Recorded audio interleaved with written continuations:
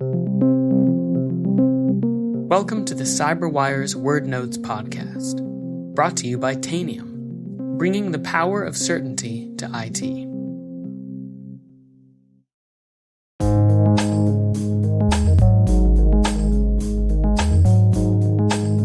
The word is incident response. Spelled incident, as in data breach or cyber attack, and response, as in a coordinated effort to react to an event.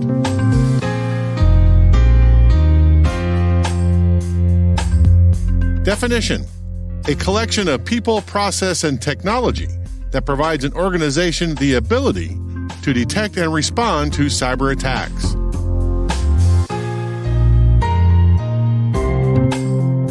Example sentence: after the data breach last month, we improved our incident response program by creating new standardized operating procedures to limit the damage in future attacks.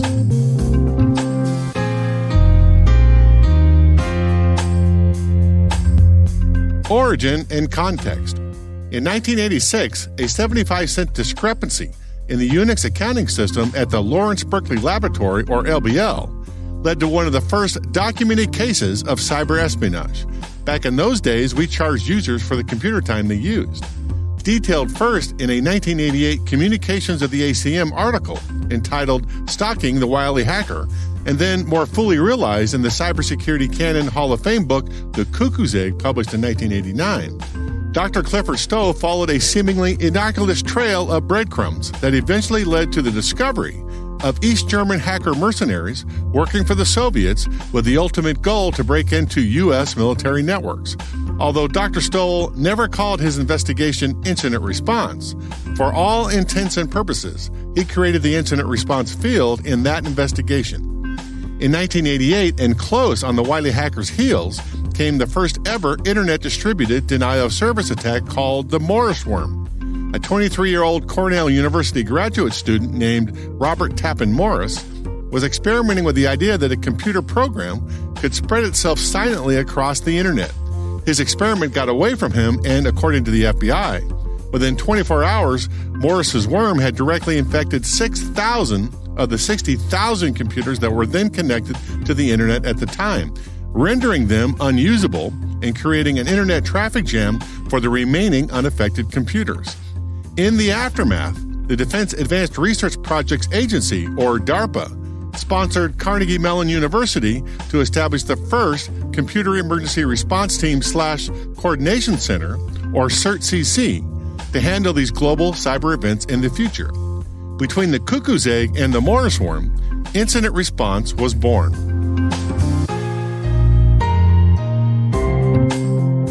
Nerd reference.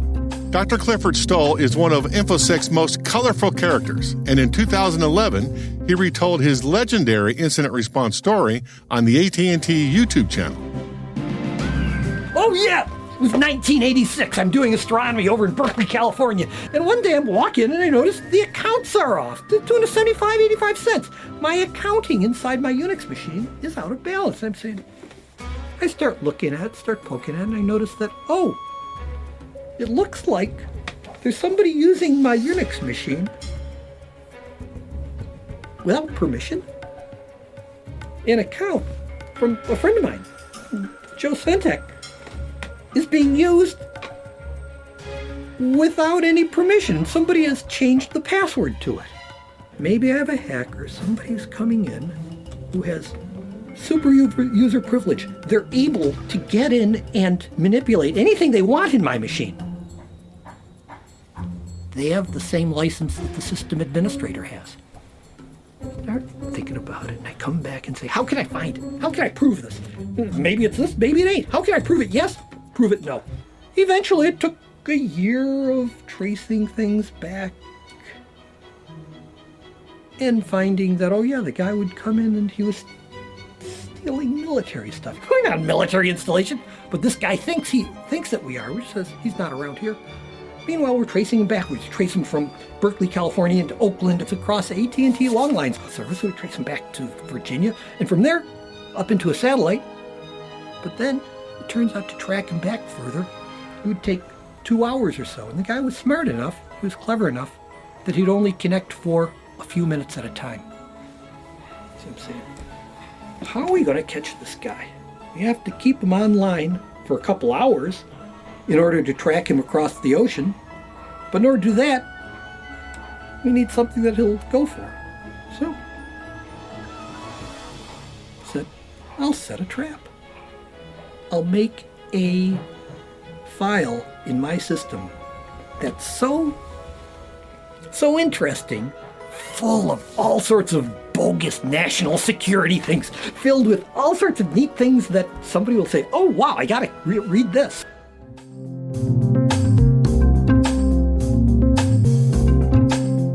Credits. Word Notes is written by Nyla Genoe, executive produced by Peter Kilpie, and edited by John Petrick and me, Rick Howard. The mix, sound design, and original music have all been crafted by the ridiculously talented Elliot Peltzman. Thanks for listening.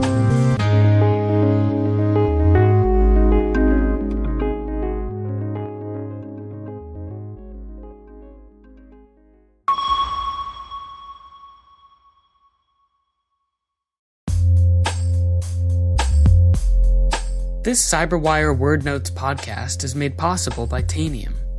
Today, we rely on devices for everything from remote work to mobile banking, telemedicine, and online learning. That's why managing and securing these endpoints has never been more important. Tanium provides endpoint management and security built for the world's most demanding IT environments and distributed operations. Want to know why multiple branches of the U.S. Armed Forces and half of the Fortune 100 trust Tanium? Visit try.tanium.com to get a 14-day free trial of Tanium as a service.